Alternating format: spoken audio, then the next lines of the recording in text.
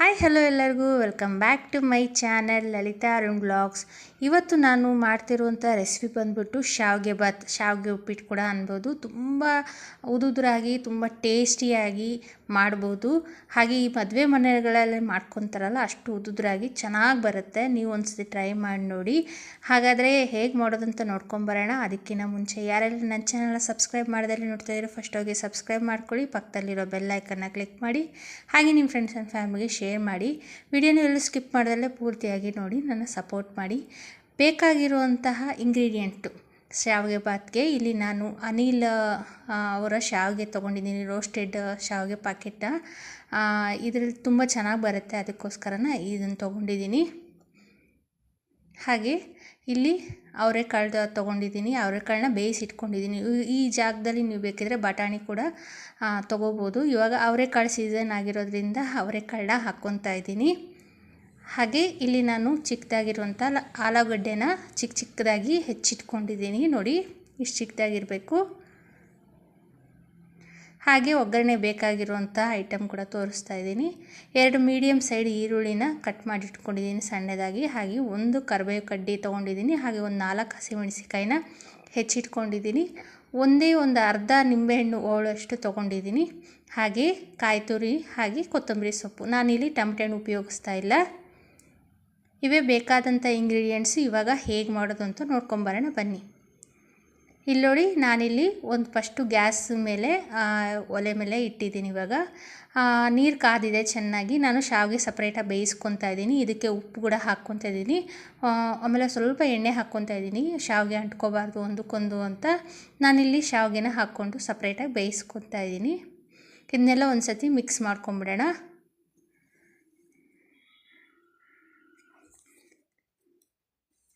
ನೋಡಿ, ಇದು ಮಿಕ್ಸ್ ಆಗ್ತಾ ಇರಲಿ, ಬೇಯ್ತಾ ಇರಲಿ. ಪಕ್ಕದಲ್ಲೇ ನಾನಿಲ್ಲಿ ಒಗ್ಗರಣೆಗೆ ಇಟ್ಕೊತಾ ಇದ್ದೀನಿ.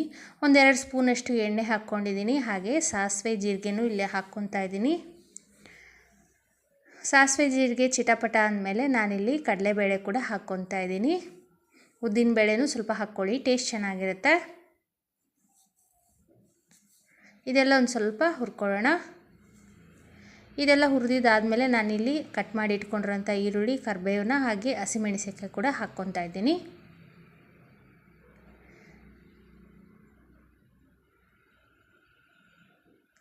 ಇದೆಲ್ಲ ಮಿಕ್ಸ್ ಮಾಡ್ಕೊಳ್ಳೋಣ. ಇದನ್ನು ಎಲ್ಲ ಚೆನ್ನಾಗಿ ಒಂದು ಸ್ವಲ್ಪ ಹುರ್ಕೊಳ್ಳೋಣ. ಸ್ವಲ್ಪ ಉಪ್ಪು ಹಾಕಿ ಹುರ್ಕೊಳ್ಳಿ, ಬೇಗ ಬೇಯುತ್ತೆ ಈರುಳ್ಳಿ.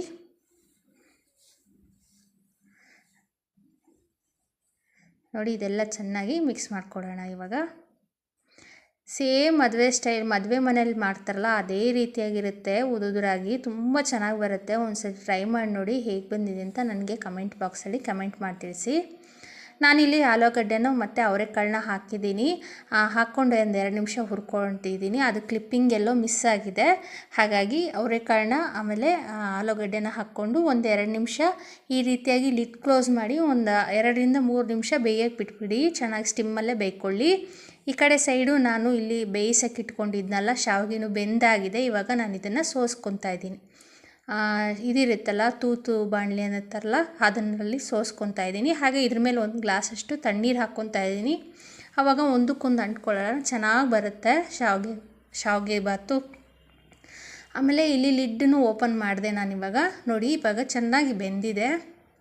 ಇವಾಗ 1 ಅರ್ಧ ಸ್ಪೂನಷ್ಟು ನಾನಿಲ್ಲಿ ಅರಶಿನದ ಪುಡಿ ಹಾಕ್ಕೊತಾ ಇದ್ದೀನಿ.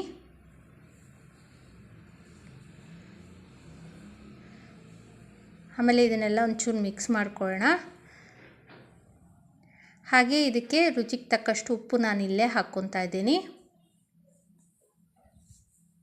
ಇದನ್ನು ಒಂಚೂರು ಮಿಕ್ಸ್ ಮಾಡ್ಕೊಳ್ಳೋಣ.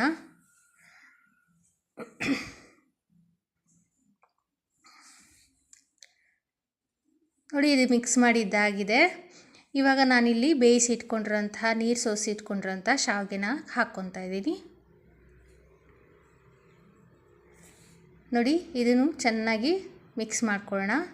ನೋಡಿ, ಎಷ್ಟು ಉದುರಾಗಿ ಚೆನ್ನಾಗಿ ಬರುತ್ತೆ ಶಾವಿಗೆ ಬಾತು. ಎಲ್ಲ ಒಂದು ಸತಿ ಮಿಕ್ಸ್ ಮಾಡ್ಕೊತಾ ಇದ್ದೀನಿ ಇಲ್ಲಿ ಚೆನ್ನಾಗಿ. ನಾನಿಲ್ಲಿ 1 ಅರ್ಧ ನಿಂಬೆಹಣ್ಣು ಹೋಳಷ್ಟು ಹಿಂಡ್ಕೊಂಡಿದ್ದೀನಿ.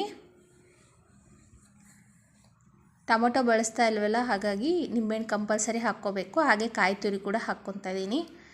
ಕಾಯಿ ತುರಿ ನೀವು ಇಲ್ಲಿ ಬೇಕಾದ್ರೆ ಸ್ಕಿಪ್ ಮಾಡ್ಕೋಬೋದು, ಇಲ್ಲ ಇಷ್ಟ ಇದ್ದವ್ರು ಹಾಕ್ಕೋಬೋದು. ಇದನ್ನೆಲ್ಲ ಒಂಚೂರು ಚೆನ್ನಾಗಿ ಮಿಕ್ಸ್ ಮಾಡ್ಕೊಳ್ಳೋಣ. ನಾನಿಲ್ಲಿ ಮಿಕ್ಸ್ ಮಾಡ್ಕೊಂಡ್ಮೇಲೆ ಕೊತ್ತಂಬರಿ ಸೊಪ್ಪು ಲಾಸ್ಟಿಗೆ ಕೊತ್ತಂಬರಿ ಸೊಪ್ಪು ಉದುರಿಸ್ಕೊಂಡು ಅದನ್ನು ಸ್ವಲ್ಪ ಮಿಕ್ಸ್ ಮಾಡ್ಕೊತಾ ಇದ್ದೀನಿ.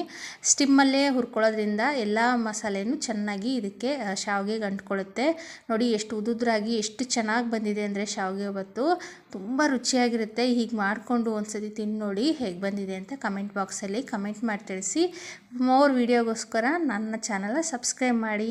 Thanks for watching. ಬಾಯ್.